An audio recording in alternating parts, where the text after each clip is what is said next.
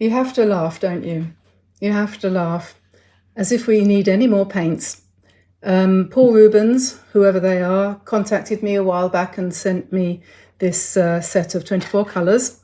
And I'm going to actually, rather than unboxing, I'm going to show you the whole thing dismantled right from the start, because, you know, you've seen it all before. If you want to see these colours swatched out like this here, if you want to watch somebody doing that, just recently Lindsay Wyrich and Liz Chatterton have both done the swatching out of these colours.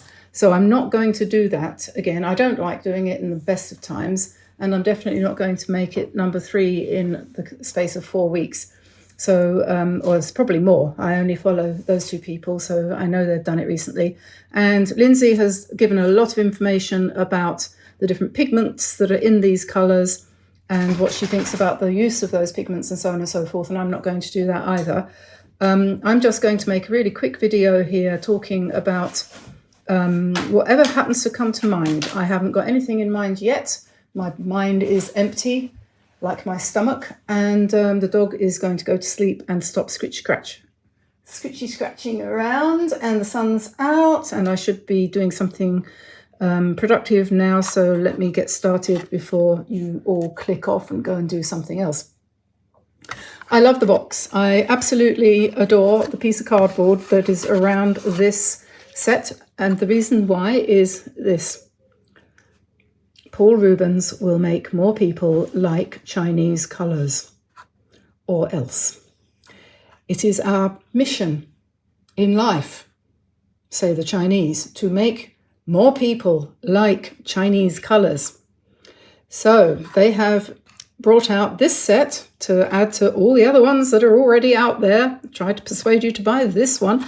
On the back here in Chinese, it says here, Chinese people will be able to read and understand that. But this says client, and then it's got this company name, and then it says made by, and then it's got another company name. And if you go to the address using Google Maps, you will find that it's a factory in the middle of a large city somewhere in China. But most of the information is not available. It's been kind of shaded out on the Google map thing, so you can't really see, and there's not much in the way of street view either on that particular part of town, because I wanted to go and visit their factory, you see, but they don't want me to. Anyway, so I'm just curious about where all these different Chinese brands are coming from, who's making them, are they all coming from one big factory? What's the deal, you know? We're all in a complete state of, we don't know what the truth is about anything anymore, least of all where our paints are coming from. I mean, I know now that Winsor & Newton make their professional range is made in France by Louis Franck Bourgeois, who are owned by Col Art, which is a huge company. And I know that their Cotman paints, Winsor & Newton's student range, is made in China. You know, what does this mean? Does it mean anything? Do we need to care? Should we care? I don't know. I think I ought to care. I ought to at least know what's going on, but really we don't. We don't know. We don't know how these pigments are made, whether they're made according to good standards of health and hygiene and so on and so forth, or not. Somebody said on one of the other videos I was looking at that the Chinese are using pigment yellow 49, which I think is the code for quinacridone gold. And yet we've been told that there is no more of that available anywhere in the world. Is that true? What's true? Is anything true? Am I alive? I don't know. Anyway, so this is the set. And actually, I really like this box. And the reason why is the following. Once you get past the packaging, it comes with a piece of sticky back plastic stuck on top of the paints to protect them. And when you peel it off, it's very sticky on the back. So what I did was I put it down on a piece of paper to come back to that later. And when I went back to it, I realized it had adhered itself to the piece of paper. So I thought, well, that's great. That's a great idea. I'll just cut it out like that. And now I've got a guide to what's in my box. If I could read it, because it's very small writing, and they're making writing smaller and smaller these days. So when I can get my hands on one, I've got a magnifying glass somewhere. I haven't managed to find it, but when Lindsay opened her box, she had a magnifying glass in it. I haven't got a magnifying glass. Why is Lindsay Weyrich special? I want a magnifying glass too, Paul Rubens. Anyway, what I did get though, the same as Lindsay, was I got a little piece of plastic like this. Now, this is useful because with it, the idea is you can lever out the paints, because if you look at the half pans, they have got a little gap behind them there. See, each one has got a gap behind it. And the idea is that you can lever the paint out. So when you want to replace the pan or move it, say you want to have it in a different order, you can just lever it up like that. And then you can lever this one up similarly and swap them over. However, the problem with this, for that, is it's bendy. So it doesn't really work. So what I found necessary to do was to use a knife to lever them out. And then that works. That works fine. Okay. Or you could use anything that's kind of stiff. You could use, this is a paper knife that I use a lot for cutting, slitting paper. So you could use that. That works just fine. And these are standard size, I think. I'll just test that actually, because I haven't tested that yet. I have some spare pans here. So if you, for example, supposing you didn't want the white in there, for example, you could take that out and just put another paint in there that's whatever colour you want. So you could put, say, for example, supposing you don't like cerulean blue, you go, oh, I don't like cerulean blue. I'm going to take that out. I'm going to put a new palette pan, half pan in there. And within there, I shall place turquoise blue, for example. So all the rest of them can stay the same, and you can just replace any colours that you don't like. Let's say, for example, you don't like raw umber, which is this one. You could take out the raw umber, put it away, get another empty one, find a tube of, let's say, what's your favourite brown? Burnt sienna. There's no burnt sienna in this, I don't think. Or light red, or whatever you fancy, and you put it in there to replace the one you don't like. You see? So it's very flexible, so you can do that. Now, I have obviously taken the lid off, because why wouldn't I? I was a bit worried about that, and I'm not sure how many times it would stand up to that, but you can just click it back on. And then the cool thing is, this is a mixing palette, right? That goes in there like that.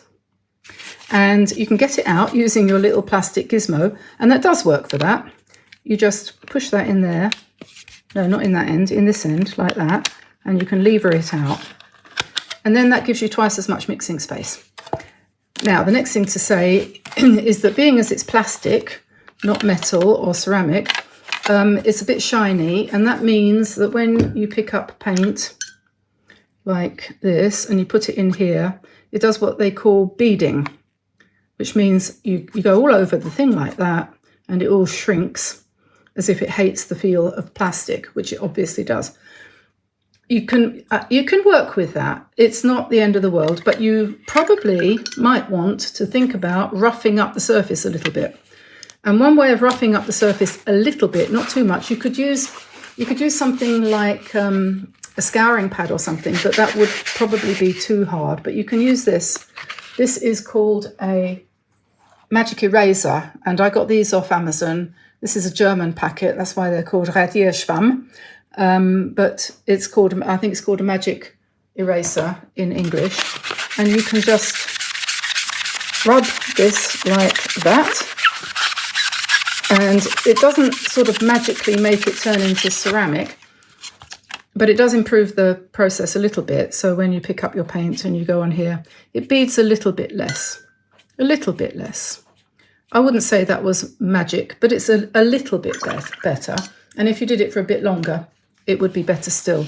And also, when it comes to cleaning up your palette, these magic things are brilliant at taking the colour off of white plastic. So anyway, I could reassemble this. I can put that back in there, and I could put this back on here. And there we are. It's closed. It's fine. You have to know how to open it. And I will put the paints back in. They don't fall out really. That's, I don't know what order they were in. Where's my little doodah? There we go. So you can say, okay, this is gamboge. Gamboge is here.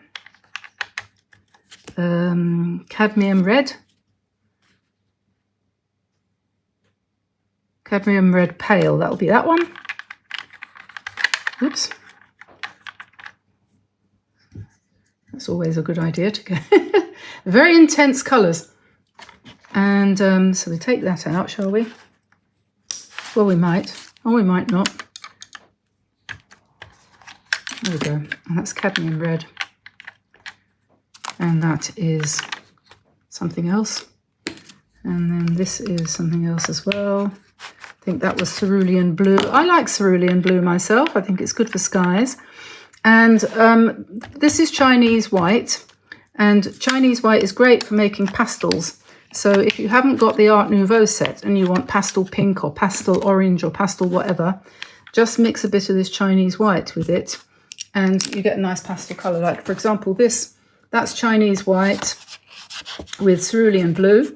And this is alizarin crimson or rose, one or the other of those, mixed with white. It gives you a pale pink, which can be used to paint a very unsuccessful rose, in my case. I'm not good at painting roses, it's not my thing. Roses and peonies are not me. I like painting leaves, and I've been playing around with these colours.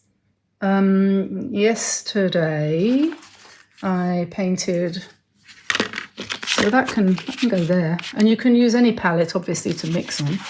So this is my swatching out of those. And what was I going to show you? What did I paint yesterday? Oh yeah, these are some of the blues and some of the yellows from here, and this is some of the greens that you can mix using that, because you can start with the sap green and you can add, this is that is indigo, I think. Yeah, so that, and this is black, and those colours added to green will give you lots of different kinds of greens, and then you can add yellows to brighten them up, and so on and so forth. And then I did a little drawing of my paint box here. You see, this is minus this. So I just thought, oh, I'll just paint that. And I swatched out the colours into the actual painting, which I thought was actually a little bit more interesting than just painting squares. But it's very useful to paint those squares because, you know, you're painting over a black line so you can tell how transparent or not transparent they are. But they're all pretty good, actually. I don't think there's anything wrong with any of them. And so what I'm going to do now, just to finish off, I've got a piece of, this is Meeden watercolour paper, and I'm going to just paint some leaves on here using these colours, sort of more or less, whoops, straight out of the tin, so to speak, and just try it out and see. I don't know what that is. It's just a piece of paper. So let's do that. Let's just start with, oh, I need something to mix in, don't I? Well, I'll tell you what, I'll use this. Let me take that out, put that there. That's handy, you see? Isn't that handy? Handy pandy. Off the top of my head, let's pick up some green. Let's mix it with some gamboge, new gamboge yellow. So sap green and new gamboge will give you a rather splendid green. And then let's add a little bit more yellow to that. And, oh yes, that's nice, isn't it? Let's add a little bit of that green. That is, what is that? Hooker's green. Sorry about that, America. Let's add some of this cadmium yellow to the Hooker's green and see what kind of green we get there. That makes me think of lemon trees. Hooker's green and cadmium yellow. How about putting in some cadmium yellow light with that Hooker's green? It's even paler, really, I suppose. Then this colour here is emerald green. Ooh, wow. Okay, so we're going to soften that down a bit with, let's put a bit of white in there. And try out Chinese white. It's not an opaque white, the Chinese white. Let's put a bit of white in there and also a bit of yellow. And you can see now you've got a sort of semi-opaque kind of pastel shade there, which is quite nice. We could put a bit of blue in that and see what we get then.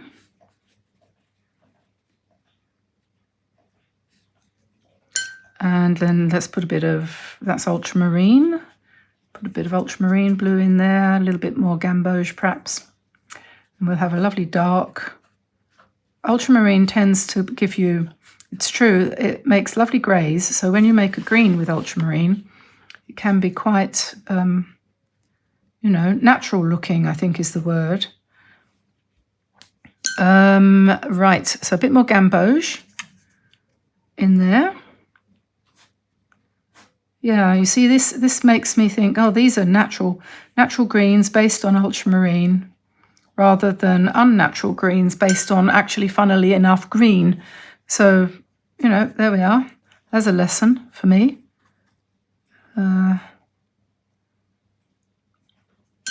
Ultramarine and cadmium, let's say. Let's see what that does. That's not unlike gamboge. I don't think there's a great deal of difference there, is there? Bit more yellow. I always recommend that if you want to paint things in green that looks natural, you don't use greens that are out of the tin. You use blues and you mix up your own greens using a variety of yellows. So this is cerulean blue, and we're going to put that with some gamboge and see what happens there. Again, still quite natural. Compared to this, when did you ever see that colour in nature? It's a lovely colour and it's great for whimsical painting, but it certainly isn't what I would call natural. And this here we've got cobalt blue with gamboge. That's also nice and fairly natural. And that's the same with a bit more water. And then here we've got phthalo blue. I'm going to try that with new gamboge, and that should be a lovely deep fir green. So that makes you think of Christmas, doesn't it? I think. So that's phthalo blue and gamboge. And then if you want to make that even darker, pick up a bit of indigo. And there you go, you see you've got a really dark shadowy green. So that's indigo. What was it? This one, wasn't it? Phthalo blue, indigo, and new gamboge.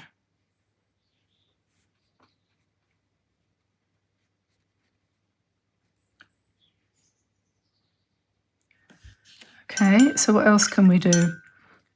This one is intense blue. It looks quite a lot like phthalo blue. What have I said? Yeah, that is the phthalo blue. That would be the reason it's called intense blue. I don't know why. That's the ultramarine. Yeah.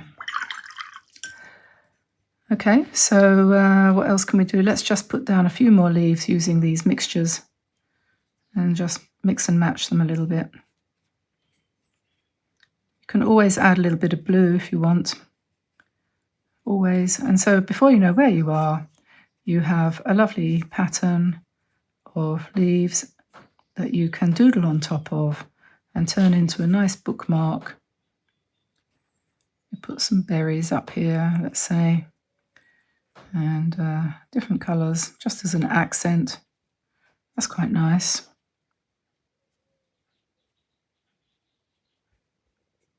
Yeah. Oops, it's a bit big.